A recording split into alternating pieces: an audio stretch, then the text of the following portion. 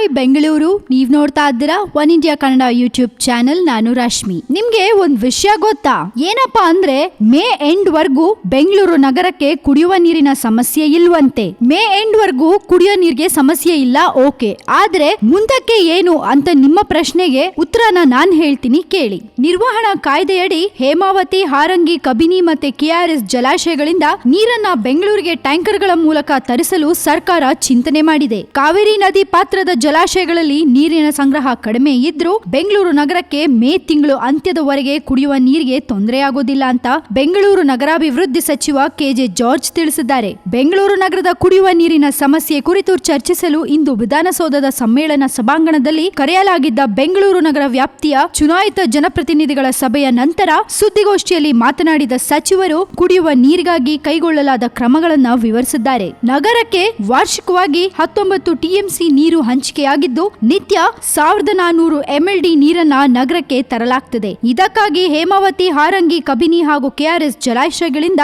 ಸುಮಾರು 11.75 ಟಿಎಂಸಿ ನೀರು ದೊರೆಯುವ ಸಾಧ್ಯತೆ ಇದೆ ಅಂತ ಮಾತನಾಡಿದ ಸಚಿವರು, ವಿಪತ್ತು ನಿರ್ವಹಣಾ ಕಾಯ್ದೆಯಡಿ ಖಾಸಗಿ ಟ್ಯಾಂಕರ್ಗಳನ್ನು ಬೆಂಗಳೂರು ಜಲಮಂಡಳಿಗೆ ಹಸ್ತಾಂತರಿಸಲು ಬಿಬಿಎಂಪಿ ಮತ್ತೆ ಬೆಂಗಳೂರು ನಗರ ಜಿಲ್ಲಾಧಿಕಾರಿಗಳಿಗೆ ಪತ್ರ ಬರೆಯಲಾಗಿದೆ ಅಂತ ಕೂಡ ತಿಳಿಸಿದ್ದಾರೆ. ಇನ್ನು ನೀರು ಸರಬರಾಜಿಗೆ ಅಗತ್ಯ ಕ್ರಮ ಕೈಗೊಳ್ಳಲಾಗಿದ್ದಾದ್ರೂ ಸಾರ್ವಜನಿಕರು ನೀರನ್ನ ಪೋಲು ಮಾಡದಂತೆ ಮಿತವಾಗಿ ಬಳಸಿ ಸರ್ಕಾರದ ಕ್ರಮಗಳಿಗೆ ಕೈ ಜೋಡಿಸಬೇಕು ಅಂತ ಮನವಿ ಮಾಡಿದ್ದಾರೆ. ನೀರಿನ ಸಮಸ್ಯೆಗಳಿರುವ ಕಡೆ ತುರ್ತಾಗಿ ಉತ್ತಮ ನೀರು ಸರಬರಾಜು ಮಾಡುವಂತೆ ಅಧಿಕಾರಿಗಳಿಗೆ ಸೂಚಿಸಿದ ಸಚಿವರು, ಕೆಲವು ಖಾಸಗಿ ನೀರಿನ ಟ್ಯಾಂಕರ್ಗಳ ಸಹಯೋಗದಿಂದ ನೀರು ಸರಬರಾಜು ಮಾಡಲಾಗ್ತದೆ. ತಕ್ಷಣ ಆ ಪದ್ಧತಿಯನ್ನು ನಿಲ್ಲಿಸಿದ್ರೆ ತೊಂದರೆಯಾಗಬಹುದು. ನೀರು ಪೂರೈಕೆ ಮಾಡುವಾಗ ಅನಗತ್ಯ ನೀರು ಸೋರಿಕೆಯಾಗ್ತಿದ್ದು ಇದನ್ನ ತಡೆಗಟ್ಟಲು ತನಿಖಾ ದಳ ರಚಿಸಲಾಗಿದೆ. ಬೆಂಗಳೂರು ನಗರದಲ್ಲಿ ಸುಮಾರು 100 ಬೋರ್ವೆಲ್ಗಳನ್ನ ಕೊರೆಸಲಾಗುವುದು ಅಂತ ಕೂಡ ಸಚಿವರು ತಿಳಿಸಿದ್ದಾರೆ. ಅಲ್ಲದೆ ಬೆಂಗಳೂರು ಹೊರವಲಯಗಳಲ್ಲಿ ಬರುವ 110 ಗ್ರಾಮಗಳಿಗೆ ನೀರು ಸರಬರಾಜು ಮಾಡಲು ಬೆಂಗಳೂರು ಬೃಹತ್ ಮಹಾನಗರ ಪಾಲಿಕೆಗೆ ವಹಿಸಿದ್ದು ಇದಕ್ಕಾಗಿ 3 ಕೋಟಿ ರೂಪಾಯಿ ಹಣವನ್ನ